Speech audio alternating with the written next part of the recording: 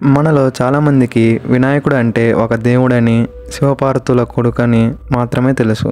కానీ వినాయకుడు అనే పదానికి ఒక అర్థం ఉంది. ఆ అర్థం ఏమిటంటే నాయకుడు లేనివాడు అనే అర్థం. అంటే తనకు తానే నాయకుడని. అలాంటి వినాయకుడికి చెందిన ఎంతో ప్రసిద్ధి చెందిన కాణిపాక దేవాలయం గురించి, ఆ ఆలయ చరిత్ర గురించి చెప్పుకుందాం.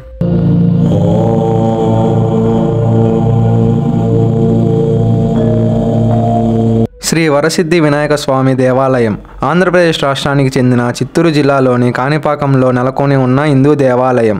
ఇది చిత్తూరు నుండి 11 కిలోమీటర్ల దూరంలోను, తిరుపతి నుండి 68 కిలోమీటర్ల దూరంలోనూ ఉంది.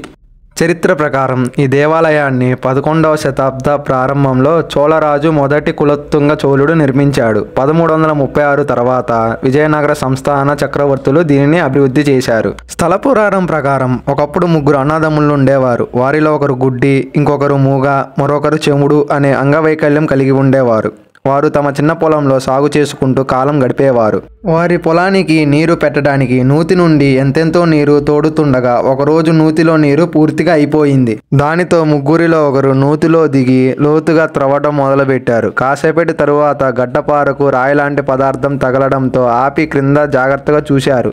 గడ్డపార ఒక నల్లని రాతికి తగిలి ఆ రాతి నుంచి రక్తం కారడం చూశారు. కొద్ది క్షణాల్లో బావిలో నీరు అంతా కూడా రక్తం రంగులో మారిపోయింది. మహిమతో ముగ్గురి అవిటితనం పూర్తిగా పోయి వారు పరిపూర్ణ ఆరోగ్యవంతులుగా మారారనేది స్థానిక కథనం. ఈ విషయం విన్న చుట్టుప్రక్కన గ్రామస్తులు తండోపతండాలుగా నూతి వద్దకు చేరుకొని ఇంకా లోతుగా త్రవ్వడం ప్రయత్నించారు.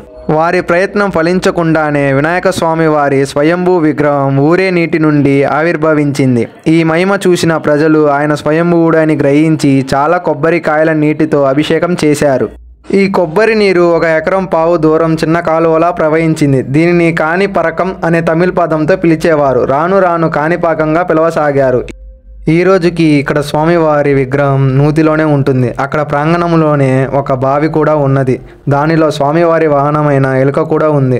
కాణిపాకంలో ఆశ్చర్యపరిచే సంఘటనలు. కాణిపాకంలో కొలువు తీరిన స్వామి వినాయకుడు సజీవ మూర్తిగా వెలిసిన ఈ స్వామికి వేలనాటి చరిత్ర ఉంది. స్వామి అప్పటి నుండి ఇప్పటి వరకు సర్వాంగ సమేతంగా పెరుగుతారు. ఆ విషయానికి ఎన్నో నిదర్శనాలు ఉన్నాయి. స్వామివారికి 50 సంవత్సరాల క్రితం చేయించిన వెండి కవచం ప్రస్తుతం సరిపోవడం లేదని చెబుతున్నారు. స్వామివారి విగ్రహం నీటిలో కొద్దిగా మునిగి ఉంటుంది. ఎంత త్రవ్వినా స్వామివారి తుది మాత్రం కనుగొనలేకపోయారు.